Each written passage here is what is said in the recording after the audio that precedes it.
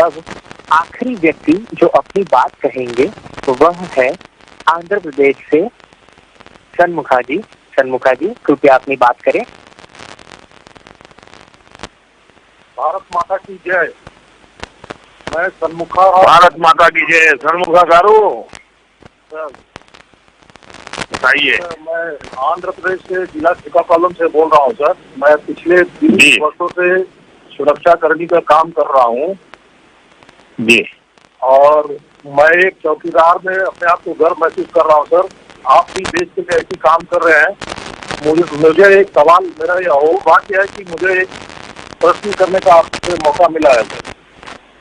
जी जी। प्रश्न ये है सर, मैं भी चौकीदार, आप भी चौकीदार, हम भी बड़ी मेहनत करते हैं और आप भी बड़ी मेहनत करते हैं सर। जी जी। दोनों दिन रात काम करते हैं। मैं ये जानना चाहता हूँ, इससे लेकर आपको कैसा लगता है सर? देखिए, सबसे पहले तो आपकी ये बात सुन करके मुझे इतना आनंद हुआ जब आपने कहा कि आप भी चौकीदार, मैं भी चौकीदार है ना। मैं और आप बराबर हैं। जो आप है वही मैं हूँ वही आप है। देश के प्रधानमंत्री और देश के सामान्य नागरिक के बीच जब दूरी मिट जाती है उससे स्वर्णिम कोई अवसर नहीं होता है। आज मेरे लिए आपके शब्द वो एक स्वर्णिम सौगात है और इसलिए मैं इसको कभी भी भूल नहीं सकता हूँ। देखिए, काम हमें करना है, जी जान से करना है और मैं तो मानता हूँ उस देश के लिए जो भी जीते हैं, देश के समाज की भलाई के लिए जो भी काम करते हैं, दूसरों के सपनों को सुरक्षित रखने का काम करते हैं, दूसरों के सपनों को सजाने का काम करते हैं, वे सारे चौकीदार हैं। एक शिक्षक बच्चे के भविष्य को संवारता है, वो सबसे बड़ा चौकीदार है। एक डॉक्टर किसी बीमार की जिंदगी बचा लेता है, वो भी सबसे बड़ा चौकीदार है। एक सेना का जवान पूरी भारत माता की रक्षा कर देता है, वो भी बड़ा चौकीदार है। तो जैसे आप अपने जिम्मेवारी को चौकीदारी की चौकन्नी परिस्थिति में निभाते रहते हैं, मैं भी अपने आप को एक चौकीदार मानता हूँ। अब हम लोगों का काम भी एक जैसा है। आप भी समाज की चौकीदारी कर रहे हैं और पीएम को भी अपनी चौकीदारी का जिम्मा सौंपा है और हमें मिलकर ही बाधाओं को चीरते हुए देश को विकास के तट पर आगे बढ़ाना है।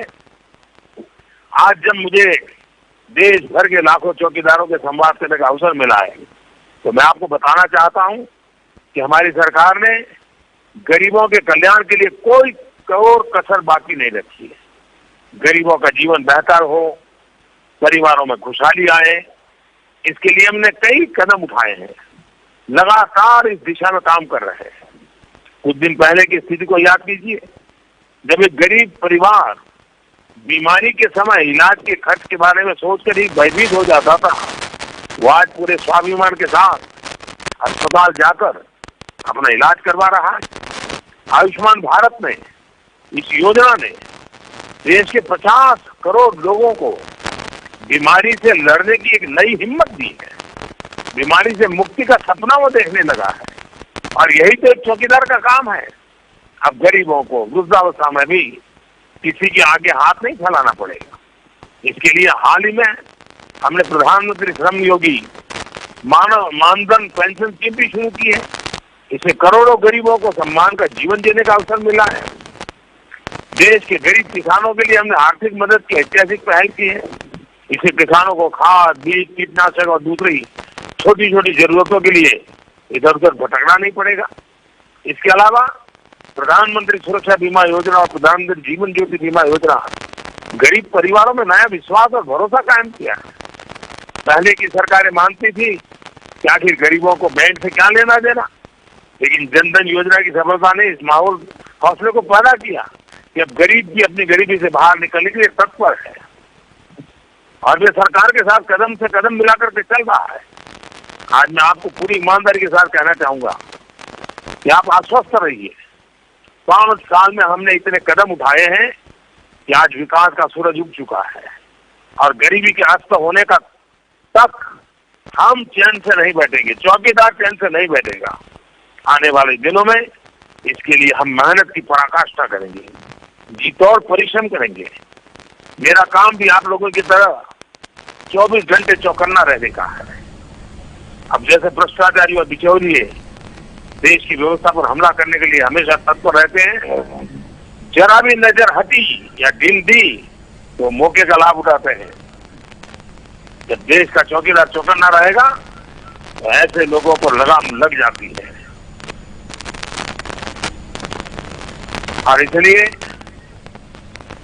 2014 से पहले और 2014 के बाद अंतर चौकीदारी का ही आया है, वरना दफ्तर तो वही है, व्यवस्था भी वही है, दफ्तर वही, अफसर वही, साजो सामान भी वही। सब स्थिति ये थी कि बिचौलिए गड़बड़ करने वाले घोटालेबाज कहां कहां पहुंच जाते थे। तब अगर चौकीदार को सम्मान दिया होता, चौकीदार को मान दिया होता, तो लाखों करोड़ों का नुकसान देश का नहीं हुआ होता। देश का पैसा देश के नागरिकों के काम आया होता। मेरे प्यारे सुरक्षा के क्षेत्र में जुड़े हुए चौकीदार साथियों, एक चौकीदार को आज होली के पावन पर्व पर बात करने का मौका मिला, लेकिन मैंने देखा कि आपकी बातों में मेरे प्रति प्रेम भी है, अपने कार्य के प्रति निष्ठा भी है, लेकिन एक गहरा दर्द भी है।